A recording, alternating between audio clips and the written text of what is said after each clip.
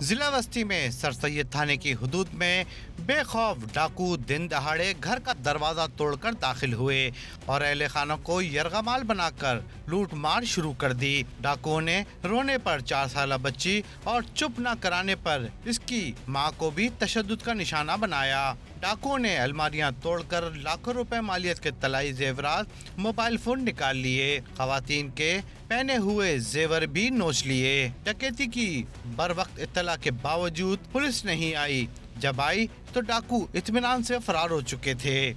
Side area police نے 2 ملزمان سراج اور شیر زمین کو گرفتار کر لیا۔ پولیس کے مطابق ملزمان نے اتوار کو صنعت کار کو گولی مار کر زخمی کیا تھا۔ سعید آباد پولیس نے گھر میں ڈکیتی میں ملوث ملزم عبد الواحد کو بھی گرفتار کر لیا۔ ادھر رینجرز نے مختلف کارروائیوں میں 22 ملزمان کو گرفتار کر لیا۔ ترجمان رینجرز کے مطابق گرفتار ملزمان میں 18 اسٹریٹ کرمنل اور 4 منشیات فروش شامل ہیں۔